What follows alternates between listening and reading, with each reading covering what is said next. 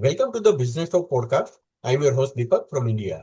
We are honored to welcome Professor David Baker and Dr. Lucy Ellis as our distinguished guest on today's podcast episode. Before we begin the conversation, let me take a moment to introduce our guest for today's episode.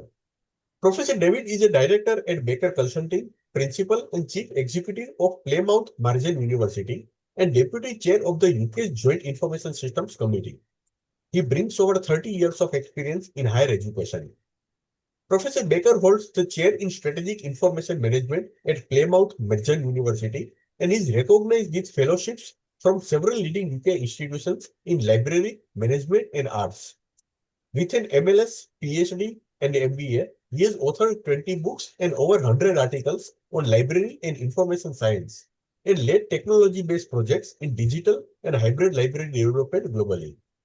He is chair of the board of governance at the Institute of Contemporary Music Performance UK, and his expertise also extends to human resources and large-scale national projects.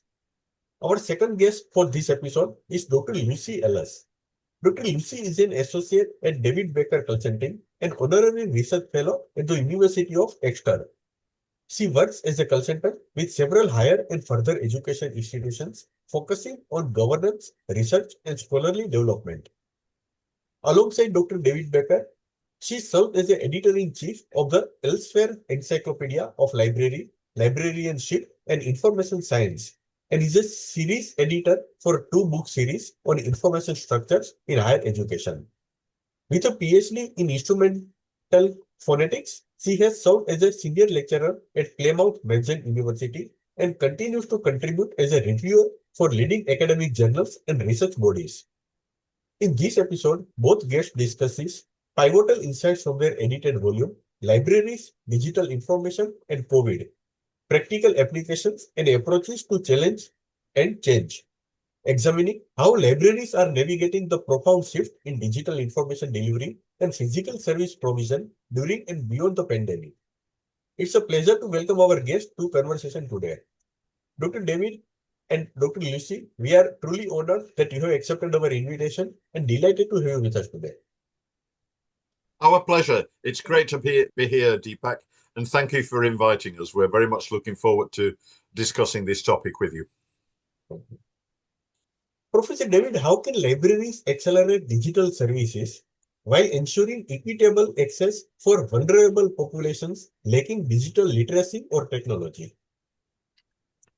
That's a very good question, and one of the things that we found when producing our book on libraries and COVID, and also our other books, which are very much focused on digital strategies, that practically libraries do need to address the question of the digital divide, gaps between countries and gaps within institutions that require investment in infrastructure, devices, and staff capacity. So I think there are a number of things we found in our research, and in particular our future forecasting, and that's to engage in expanding low bandwidth, mobile-friendly services and phone-based help. We have found working in a number of countries, especially developing countries, that people might not have some of the basic infrastructure, but everybody has a phone. Everybody's used to using apps. So I think that's the first point. And either lending devices or providing hotspots. And I think this is where what you might call the traditional library role is as important as ever, which is to provide a space, a safe space, a good space that gives on-site access for those without home IT. I think it's important, extremely important, to offer literacy programs, digital literacy programs, because it's one thing to provide the material, to provide the infrastructure, to provide the access, but people have to know how to use it to best effect. And that's especially important perhaps when people don't have seamless, uniform, unlimited access to those sources. And I think there's a particular education element to this, whether it's at tertiary education level or secondary education level, but I would argue schools and community groups starting early with primary children, so that no child is ignored when learning shifts online. If we're not careful, otherwise, the divide will grow greater, and we want to reduce it. We want to ensure equity. So, in other words, to sum up, I think equity means designing digital growth around the needs of those least connected, not just scaling services for already advantaged users. Dr. Lucy, how should libraries redesign physical spaces to balance in-person community needs with digital-first service delivery? Thanks, Deepak. Another good question. As you know, we wrote this book called Libraries, Digital Information and COVID. And of course, COVID meant that librarians learned a colossal amount about what they do, why they do it, and how they do it, and how they work together, because librarians are extremely proud in the fact that if they can't do it, really nobody can. They're used to doing things really, really well.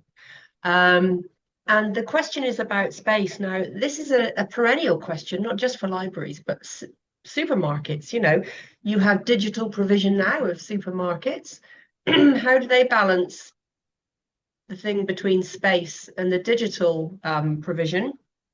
So it's the same question for a lot of industries and a lot of sectors. But for libraries, it's especially important because we have this thing, people often think of the library as the third space. This is a big concept in librarianship. Libraries provide a third space. It's not the workplace, it's not home, but it's somewhere else. And that's actually where a lot of important things happen with students, learners, anyone looking for any kind of provision. And libraries, as you know, provide some of our most critical needs in society. So this is what's at stake. You know, library leaders think, well, how am I going to keep the library going? Whilst actually people seem to want digital all the time. But strategically, libraries do need to have the space there. And the physical space is indispensable. It's a quiet, focused study space. It's also where people can create things. And one of our contributors to the book, Stephen Akintunde, who is a Nigerian library leader and a national leader in many ways, produced a chapter called The Battered Library. Battered Library. And I'm sure a lot of people felt very battered by COVID, and librarians especially, because you had all these people who suddenly could not access the information they needed to access. So in his work, he found that flexible spaces are what actually people want. They want flexibility. They want both. They want digital and they want the space. And far from people wanting only digital first, you have to provide both. You have to provide both. And that's what library leaders are concerned with doing. And we must remember that redesigning libraries, therefore, means flexible zones within libraries. You need zones for silent study, zones for collaboration, and zones for hybrid events. Just like we're doing now, we're online, we're in different countries. That's never going to go away. These libraries need robust power. They need robust Wi-Fi for those hybrid services and biosafety measures. So there has to be a way to provide cleanliness and sanitization if these pandemics are ever going to occur again, which they probably will. So the aim, therefore, is not to choose between space, place, and a digital space, but to let the building, the physical building, amplify the digital services. The physical spaces amplify the digital services whilst remaining that very trusted social and learning hub. Professor David, how can library professionals maintain their identity and sense of purpose as the traditional library model fundamentally shifts?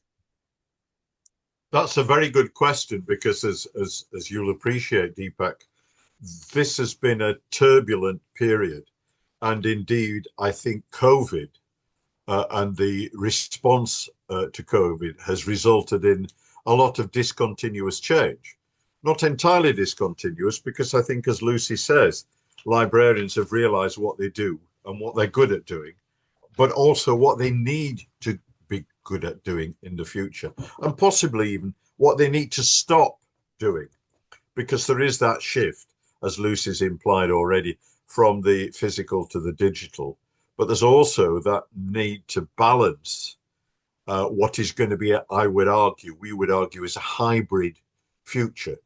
I think the concept of hybridity is going to be absolutely crucial. And you could argue in that sense that librarians are going to be hybrid librarians.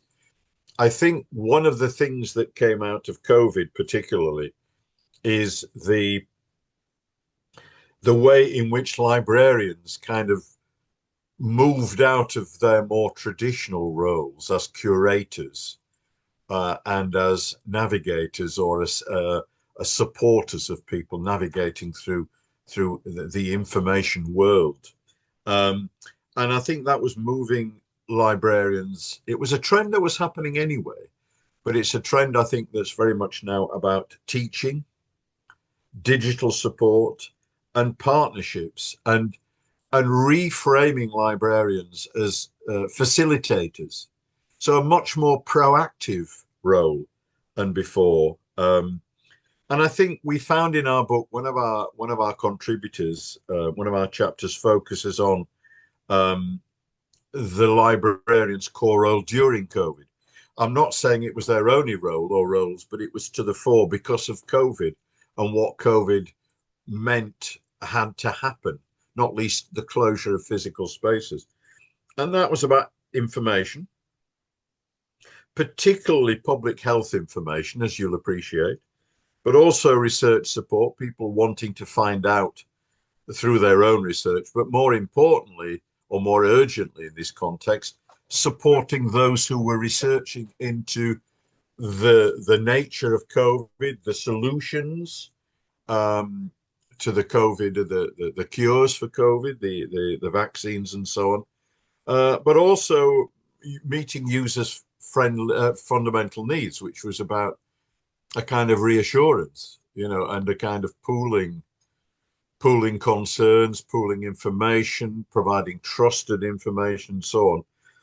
And you could argue that that's actually, there's nothing new about that, because the library is meant to be a place of trusted information.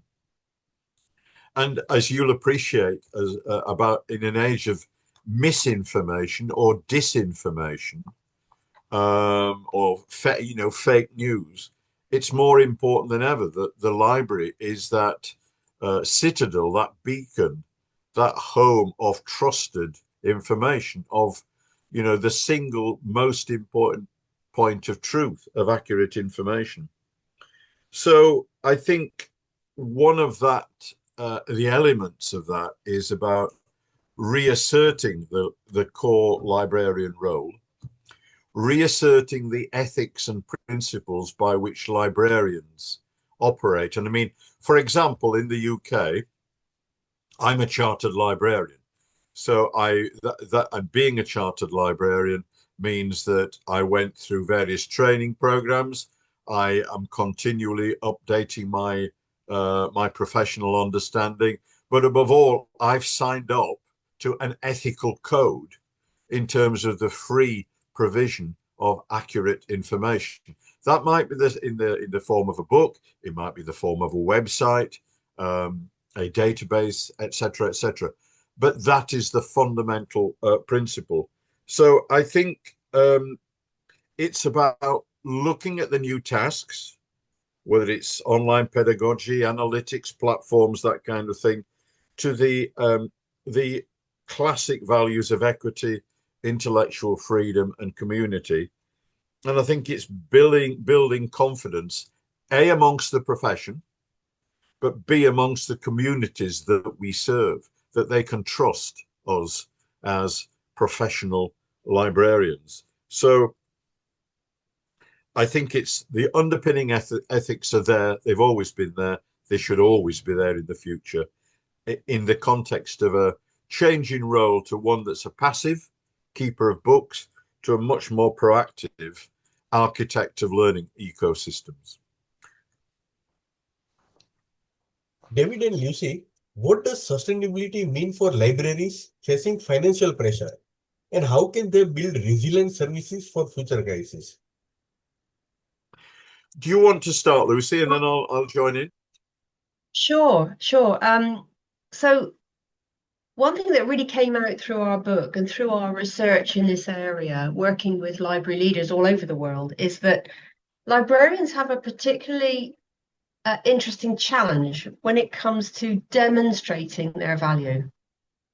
So we've talked today about value. David talked about trust, that libraries are the pinnacle of trust. And actually, libraries are not only a pinnacle of trust, but they are non-judgmental.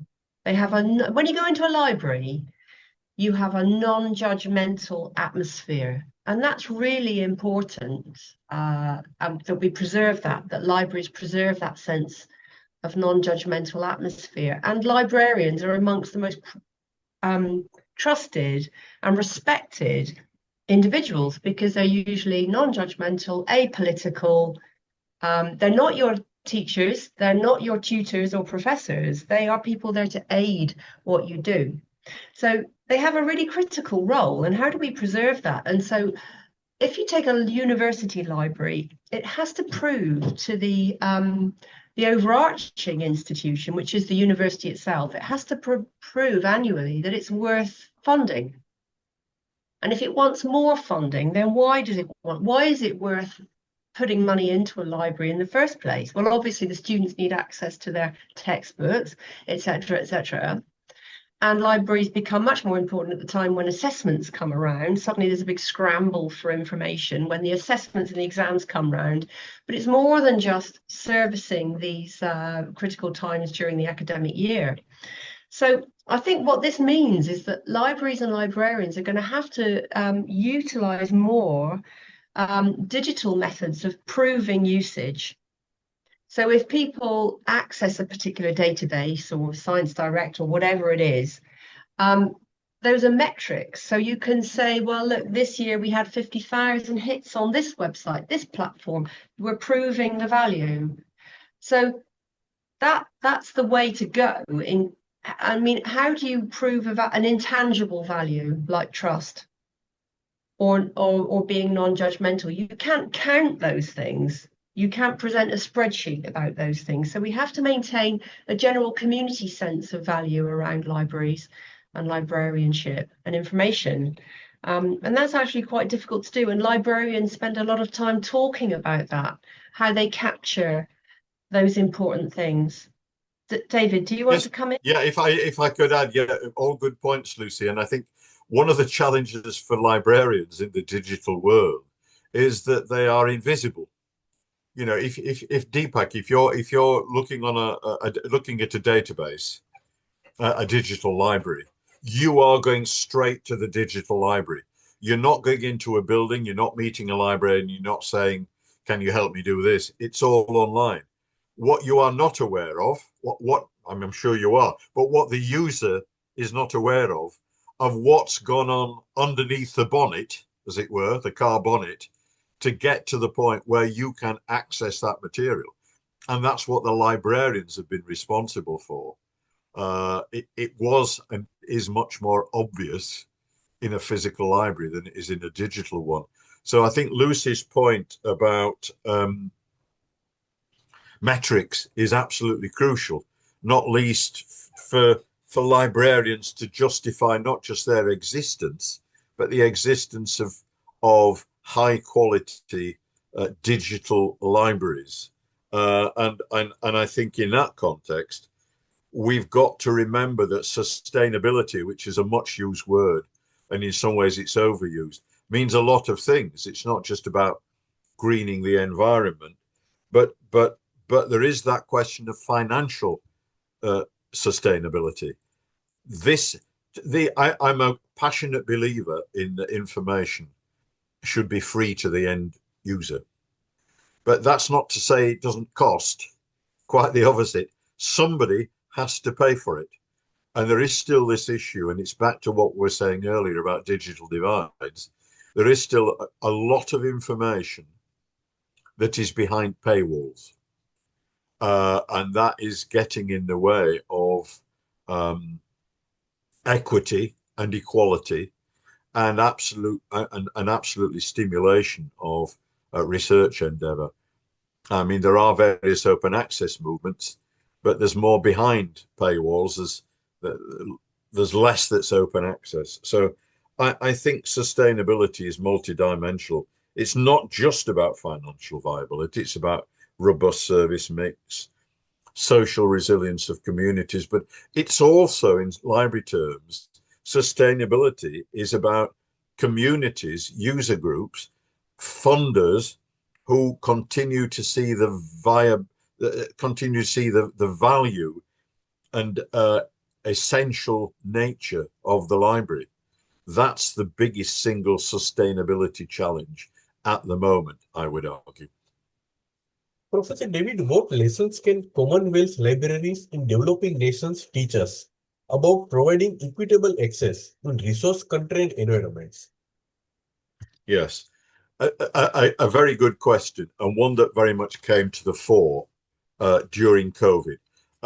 Just to remind your viewers that the COVID book, we were very keen to capture all the experiences, good and bad, of librarians and user groups during COVID. So this book was written while COVID was still ongoing, and it was published just at the end of the worst of the pandemic. And we were keen to do that because if too much time had elapsed, people would have forgotten, and it was important. But why I'm saying that is that a lot of very good solutions came out, and I'm very proud of the fact that a lot of librarians, library systems were seen as being innovative. They were used to customer service. They were used to equity and equality of access, and so a lot of things happened that were very innovative. They were novel. People were imaginative, and I think one of our contributors was carried out a survey of Commonwealth institutions. And they talked about the differences in what they called the great pivot online. You couldn't go to a library, you had to go on the internet. And there was a much lower pivot to online access, online learning, online research in low-income settings. And they had to cope, and they coped very well in terms of keeping services and access to information going despite poor connectivity and infrastructure, which is where we come back to what we said earlier about the double digital divide. But that's not to say that developing countries weren't resilient, quite the opposite. I think I'd go back to the point that Lucy and I have made earlier, which is invest in basic infrastructure, connectivity, devices, platforms, but also pair it rather with community-based pedagogical support. And I've been here, I've experienced work in a lot of countries, working for organizations like the World Bank. And there's no point in providing the service, the infrastructure, the content, if people don't know how to use it. So it has to be a two-pronged attack: provision, education. And then I think it's look at low cost, low tech continuity measures, SMS messages, print packs, radio alongside digital. But also, and I think this is where there was some really telling work in terms of recognizing local ingenuity, especially where people are navigating scarcity. And I think that does suggest to us through our work, and especially the Commonwealth survey, that access isn't much about flexible, content sensitive practice as about high-end technology. And I mean, in some countries, for example, we were aware of people with mobile libraries. I mean, physically mobile libraries driving around. So the solution isn't necessarily always digital. It's got to be fit for purpose, and it's got to be educative, and it's got to fully involve the users in terms of their core needs at any one time, especially in an emergency like COVID. Lucy, how did the pandemic disrupt researcher access to library resources? And what innovative solutions did libraries develop? Thank you. Yeah, so this question is really about researchers, isn't it? Really, rather than students who have had their learning disrupted. So what if you're in the middle of a big research project? What happens then during COVID or any pandemic? And what we highlighted in the book via Professor Jane Winters, who is a senior academic in the University of London, is that different disciplines were disadvantaged. The disadvantage was not across the board. Some disciplines were more disadvantaged than others, depending on how much the content was digitized. So if you're in the middle of a chemistry PhD where you need access to a laboratory, then I'm afraid you were probably left high and dry during COVID. But for instance, if you were doing research in the humanities, then access to digital collections was absolutely vital. So if you were doing research using archive material, then depending on how well funded your organization is, some of that material will be digitized and some of it won't. So the pandemic really brought into sharp relief which institutions had enough money, basically, how much resource to transform their resources into digital artifacts where they could be manipulated and used online. So there were winners and losers, as we all know, during the pandemic. So it really came down to what you could access online. And libraries, of course, responded magnificently to the pandemic. And there was a wave, as David's already talked about, a wave of service innovation on the fly, rapidly. So librarians brought in enhanced online reference desks, for instance, new chat services, and remote cataloging. So there were all these tricks and techniques that librarians could bring to the fore and expanded what they could offer to enable research to carry on. And case studies in the book showed that some institutions had 24/7 virtual reference services, online research support, and Chinese academic libraries, for instance, we found within the book, reported very high levels of e-resource provision for some of their students, for some of their academics. So it really depended on how well prepared you were for digital resources before the pandemic struck. And there's obviously a very uneven distribution of that. Consortia became important, and going forward, because of the lessons learned from the pandemic, research institutions are much more interested in consortial behaviors to try and spread the risk, spread the costs, spread the risk of catastrophic barriers to information. People have to work together to be able to create stronger solutions. So libraries, as we've said before, are not just warehouses of content. It's much, much more than that. And that's really the way forward for all of this. If I could just add a footnote to what Lucy's just said. Absolutely right, Lucy. I think one of the things I would say is that it wasn't just about the institutions that had the resources that they were able to put into digital provision. There was an element of foresight or lack of foresight. So, for example, I won't name them for obvious reasons, but there were two library systems, academic library systems in the UK. One that had systematically over a number of years begun to focus on digital access to material, and that during COVID was able to provide a digital access to over 1 million items.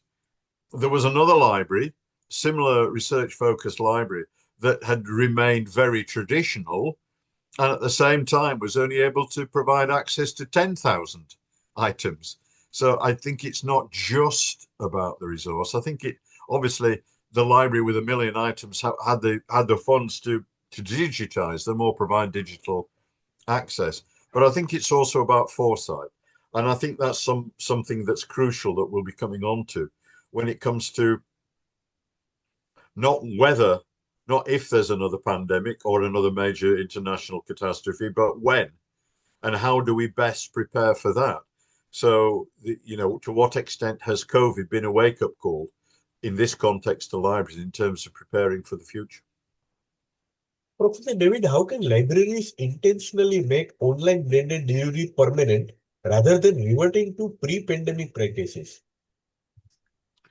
I think that's a very very good question, and I think I'd start, Deepak, by going back to the point I made about hybridity. I think we are looking at a hybrid future in so many ways, whether it's provision, whether it's access, whether it's the actual staff, hybrid working. A lot of people are hybrid workers now, if not solely hybrid. But it's interesting, isn't it, that since COVID, there has been a move back to the workplace, the physical workplace, even within a hybrid environment. So I think that there is a natural expectation that a lot will remain after COVID. We're not going back to where we were before. I remember a writer from the 1980s, Alan Wiener, who has a wonderful quote, which we quote in the book, the COVID book. He says, the more things change, the more they can never be the same. You never go back to where you were before. So I think there's already a momentum for online blended delivery being permanent, and it's happening in so many walks of life. So, for example, I chair a board of governors, of directors. Before COVID, all our meetings were in person. During COVID, all our meetings were remote. We've now gone back to half our meetings are in person, half our meetings are remote. But some organizations I work with, all the meetings are remote. But there is always, I think, a base of some degree of face-to-face, physical face-to-face.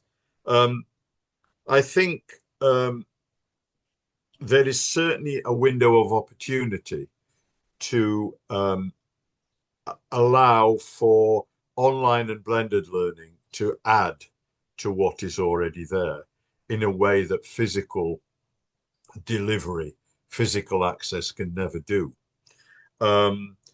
But I think what we have to remember in terms of making it permanent is that the big challenge is not a technological one, it's a cultural one. And that it's about moving from an emergency situation to normalizing. And I think in that sense, some things have happened and we're never going back, and everybody accepts it. Some things are perhaps still under debate, and certainly in the communities that Lucy and I most cognizant of, there's been an absolute move forward. The pendulum swung over one way, but it swung back slightly so that it's not a fully digital solution necessarily. It's a hybrid solution. So I think it's the best of both worlds. And I think that is the challenge, making sure it's the best of both worlds. So I think to avoid slipping back, to put it that way, I think there has to be a recognition of a new normal. And largely that's digital first. And a lot of libraries have embraced that already. In other words, you buy digital first, you acquire digital, you provide and exploit digital first. Print on paper, physical, whether it's a building, a resource, a delivery mechanism, is secondary. And that does require further investment to embed that kind of delivery strategy, not least through staffing, through training, through budgets. And also, we mustn't forget that any provision is only as good as the data, high quality data, which isn't as easy. It's easy to say, it's not always easy to achieve. And I think that is also important. But I think my fundamental message that arose out of the COVID book, and I'd give today, is that hybrid is the new normal. It's the extent, what is the degree of hybridity? And it will vary from environment and requirement to environment and requirement. Dr. Lucy, what mental health challenges did library staff face during rapid digital shifts? And what support systems prevent burnout in future crises? Thank you. To answer that question, we really have to think about some of the hugely anxiety-provoking occurrences during the COVID pandemic. And the book, actually, this book was produced a few years ago now. But I mean, in the book, it detailed the amount of emotional instability that the pandemic caused, and in some of the African institutions that we included chapters from in the book, there was talk of emotional disequilibrium within the library and information staff. And that, of course, impeded clarity of thinking and reduced the capacity to devise innovations, digital innovations, which further hindered the digital divide itself. And in certain developing countries, of course, the shift to digital couldn't really happen at all because of the shock and the uncertainty and the lack of preparation. And of course, the workforce were obviously very worried about their jobs, job insecurity, and the amount of change happening around them, which led to a lot of anxiety. So the question was about issues of mental health and how we can support people to be mentally well in these jobs. And I guess the conclusion that we came to in the book is that supporting staff's mental resilience, emotional resilience, is actually really important, whether you're in a pandemic or not. Because if anything were to happen in the future that knocked people off their course, then you do have a body of mentally well staff. I mean, it's obvious in a way, but it's surprising how many organizations don't think that way at all. And some organizations think of support for mental well-being amongst their staff as a nice to have. But what the book is pointing out is that it's not just nice to have, it should actually be a precondition for effective maintenance of future services in the librarian sector as well, in the library sector. If you want to have effective digital transformation and all the change that brings about, you have to have support for staff to be able to cope with those changes. So it's not just pandering to people; it's actually creating well staff who are going to be able to be up to challenges within the future. So investing in staff well-being is not nice to have. It should be a prerequisite amongst the organizations that we're talking about. Professor David, what successful interlibrary cooperation models emerged during COVID-19, and how can they be formalized and expanded? Yeah, again, a very good question. I think one of the key things that Lucy's already alluded to is the question of consortial arrangements. That libraries are very good at cooperating, and one of the great sayings of all time is the whole is greater than the sum of the parts. And I think, I mean, it wasn't just libraries; it was the whole of society. I would argue the world was faced as a world with this global challenge, this global catastrophe, you know, pandemic, and it brought models of communication and cooperation that led to very exciting models. And would that we could keep that in a time of not having a pandemic, and sadly some of that has gone. But I think librarians brought to the fore collaboration. And I think we were saying earlier about open access, and it was wonderful, for example, that there was that degree of collaboration, that we were all in it together. So the freeing up of open access to material that would normally be behind a paywall, for example, to ensure that research in general would continue to be supported, but also COVID research in particular benefited from maximum free open access to requisite materials, research articles, and so on and so forth. And I do think that's something that we really need to begin to work on. Now, Lucy and I and colleagues from our company, David Baker Consulting, we had the privilege recently of doing some work for an organization called IFLA, the International Federation of Library Associations. I mean, that is worldwide. It has members in just about every country in the world. And it is a membership organization of membership organizations. It's not for individuals.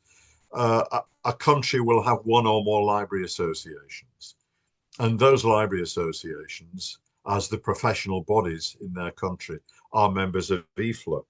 And what we were asked to do was to look at the feasibility and create a model for what were called library fields. The library field is either a country specific or a region specific, an above country framework within which library associations can cooperate and collaborate, including to lever funding for macro level projects, of which the kind of things that almost through imperative, through necessity came about during COVID.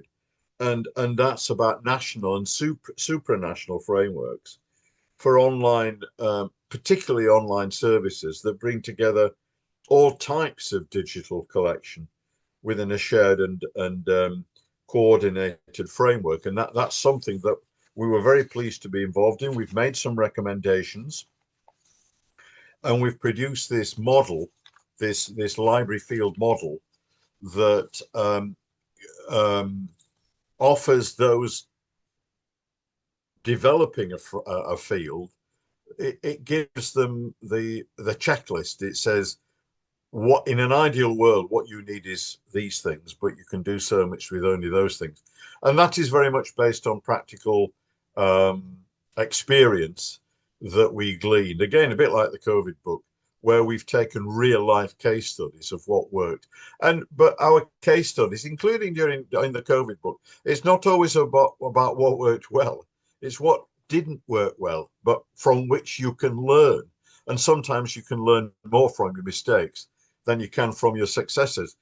So I think that there's lots of really valuable experience out there, not least through the case studies. And that's one thing that we were very keen to do. And we'd like to think that we've done it in terms of library provision, because our book was the first to be published that actually encapsulated, just about as COVID was still going on, it was kind of curving down, so that we were able to strike and produce something while it was still fresh in people's memory. Because, now there have been the after effects of COVID, as for example in schools, and we're only now getting to the point where the children who were affected by COVID and couldn't go to school are going through the system.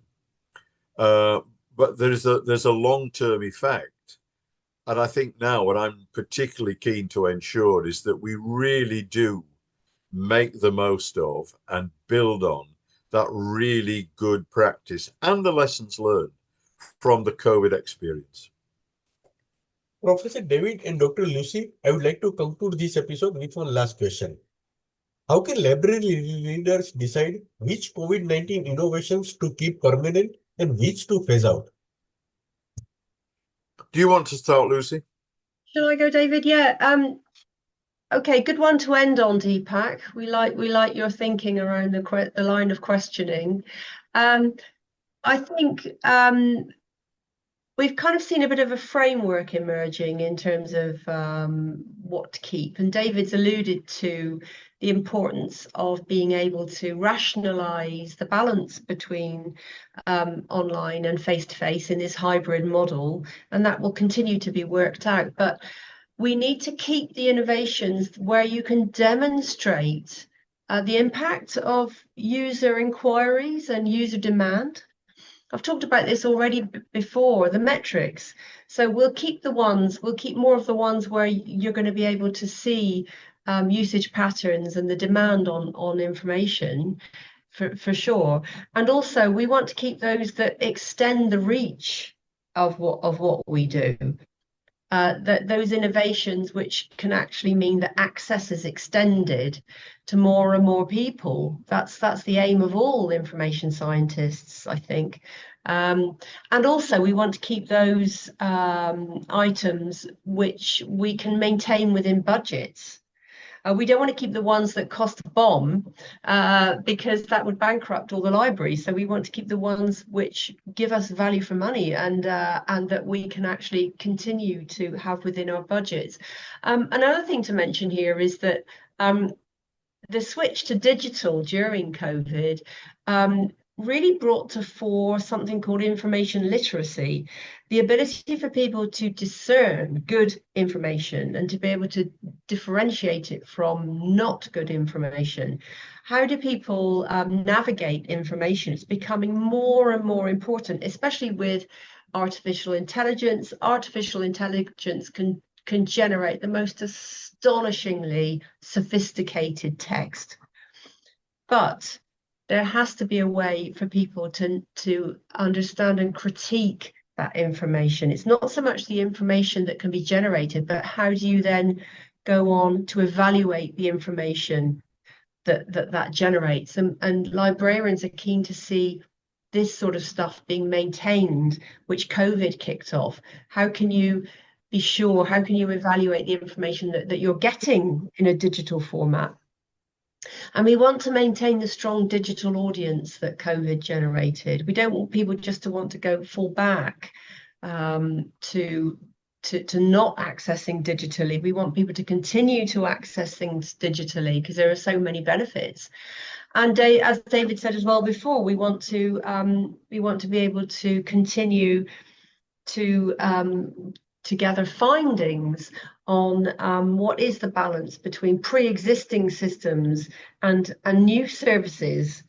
So these are the challenges that we face, and it's given us much food for thought. So David, do you want to add anything to that? Yeah, I think absolutely agree with everything you say, Lucy, and I'd refer back to some of the things we've already said. And I think there are a number of key words in here in terms of choosing which COVID-19 innovations to keep. I mean, in some way, I think the answer is all of them. I think there are very few things that have been innovated where there will not be a future for them. I think the degree of penetration or embeddedness will vary from sector to sector or need to need. or indeed individual user to individual user, let alone organization to organization. But I think so. So I think it's the degree of hybridity, and that will be where there is a professional challenge for librarians in terms of ensuring that the balance is the most appropriate one for the user, but assisting the user, because it is very much an end user driven society in which we live. The librarian is facilitator. I think also our earlier point about sustainability, in terms of all the definitions of the word sustainability, that's going to be crucial, and it's financial sustainability, it's economic sustainability, it's political sustainability, but it's also ethical and cultural sustainability, I would argue. And I think again that is probably the hardest element to navigate. But again, I think it's absolutely crucial for librarians to use their ethical professional approaches to ensure full equity, if not equality, of access to high quality information and resources. So I think it's a very exciting world. It's quite a scary world, and I think there are some major challenges ahead for the globe, for societies, individually and collectively. But I do think that the experience that we've encapsulated in our book has shown how resilient people can be, how imaginative and innovative they can be when they are faced with a significant challenge like COVID. Thank you. As we move forward, library leaders face critical decisions about which pandemic era innovations will define their institute's future. This conversation has highlighted that sustainability, equity, and staff well-being must be central to those decisions. We encourage listeners to reflect on how these frameworks apply to their own context and to seek out the book for deeper exploration of the global library landscape. Thank you for joining us today. Thank you to our guests, Professor David and Dr. Lucy, for sharing their expertise and experience. To learn more about these critical topics, grab a copy of the book and join the conversation in your own library community. Thank you so much.